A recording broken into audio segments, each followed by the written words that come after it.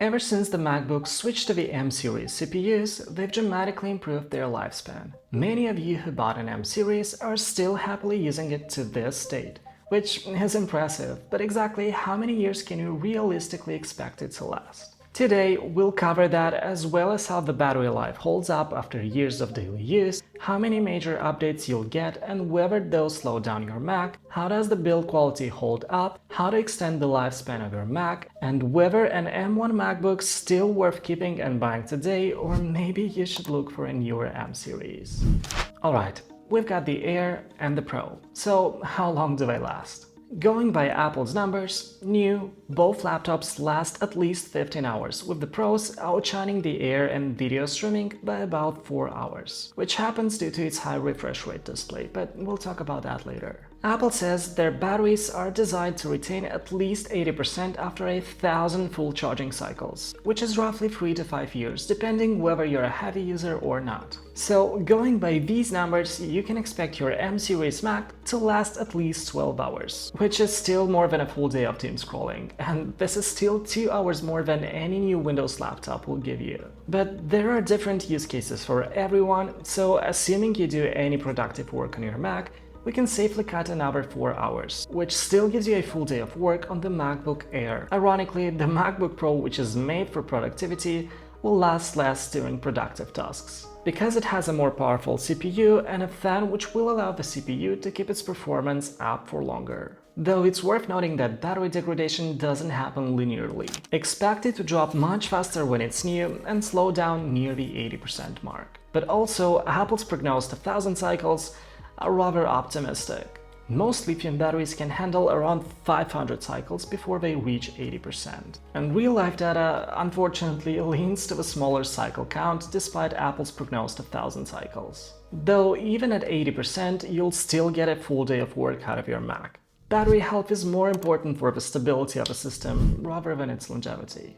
Apple has an admirable track record for supporting their devices, and since now the MacBook is produced fully in-house with their M series CPUs, this only helps Apple keep them alive for longer. In raw numbers, this means that you can expect up to 7 years of macOS updates. So if you bought an M1 MacBook in 2020, you can expect at least 2 more major updates and another 5 years of critical security patches. Congrats, you've made a great investment. Importantly, being Apple's first-gen custom silicon and putting their name on it, the M1 is now the baseline for macOS optimization. Unlike older Intel Macs that sometimes struggle with the latest macOS, the M series Macs handle new updates exceptionally well, because Apple is targeting features to run efficiently on the whole M series family. Which means you will not experience any slowing down on new OS releases on any M series MacBooks. Even after 5 to 6 years, they'll still perform as day one.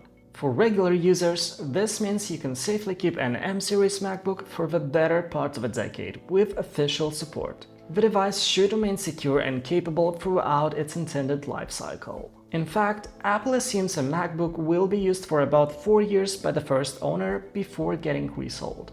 So not only do they last long, but also have a great resale value.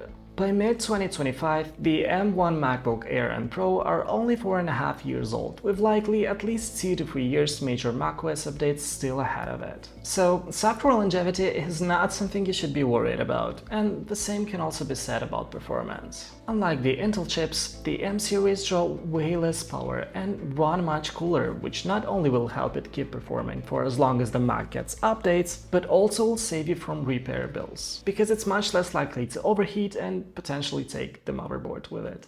Ask me how I know. Now, let's talk about how well the MacBook physically holds up. Apple devices are known for their solid build quality, and the MacBook is no different. Mine has fallen off the bed quite a few times because it doesn't have MagSafe, and well, accidents happen. It's got a bend on the lid, so it doesn't close all the way. Also, the display seems to have discolored on a hit point, but it's barely enough to bother me, and it's still 100% functional. Mind you, it hasn't fallen once or twice. So physically, the MacBook Air and Pro are very well built machines. They feature a unibody aluminum chassis that has proven to be durable throughout daily use. The keyboard has been reliable as well. Unlike the butterfly keyboard on Intel Macs, the keys have decent travel and tend to remain consistent over time, even after years of heavy typing. Speakers, webcam, display, and the ports aren't known for failing either. So when it comes to the build quality, you should expect it to last as long as the software does. Especially on the MacBook Air, since it doesn't have any moving parts, even if accidents happen, though your mileage may vary. When it comes to the MacBook Pro, things become a bit more interesting. Not only does it have more moving parts, but it also gets a more powerful CPU. Combine that with the fact that you're most likely buying one for productivity rather than just sit in a Starbucks, and you will get a faster battery degradation as well as potential problems with the moving parts.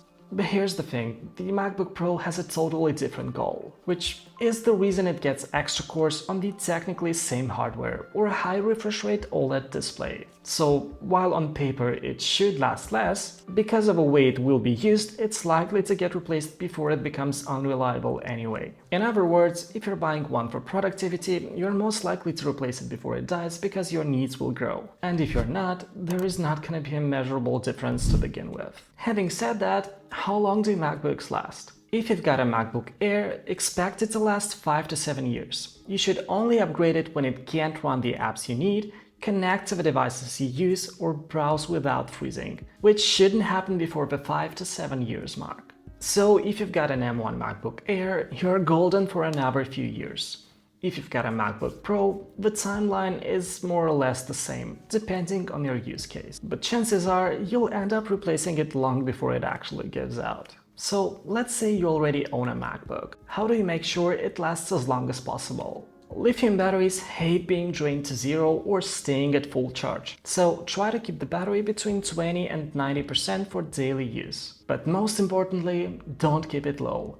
This is what kills it the most. Apple also includes a feature called Battery Health Management in macOS, which slows charging past 80% if it thinks you don't need the full battery. But if it leads to you having low battery all the time because it doesn't charge above 80%, it actually does more harm than good. Overheating is one of the quickest ways to degrade both the battery and the internal components. So don't use your Mac on your bed, avoid gaming on the MacBook Air, and clean your vents occasionally if you have a Pro. If you're mostly desk-bound, consider using your Mac plugged in when doing intensive tasks. This will help avoiding unnecessary charging cycles. Security updates and bug fixes are essential, but don't jump on every major new macOS version on day one. Give it a couple of weeks so Apple can iron out the major bugs, especially if you have an older M1 or M2. Regularly uninstall apps you're not using and manage background processes. This helps performance and thermal efficiency, which affects longevity. Run a quick cleanup once a month. The built-in storage management works fine for this. A bad charger or cable can seriously mess up your battery or ports. Stick with Apple-certified accessories or high-quality alternatives, especially when it comes to USB-C hubs. Now, having learned that, you might want to buy a MacBook. So what's the best way to handle this? The M1 is getting dated, so while it's a great laptop to keep, buying one right now is generally not recommended, especially with all the deals you can get on an M2 MacBook. And it also comes with a new design with more colors and thinner bezels. See if your local Best Buy has any in store, they usually run for very cheap. And if you can't find any, Apple's refurbished program has some very good prices. But please avoid any other refurbished programs like Amazon or eBay because they're nowhere near as good as Apple's. I've actually made a whole video about this. As for the M3s, they're barely better than the M2s, so there's no reason to chase one unless you can get one for the same price. If you really want an upgrade over the M2, get an M4.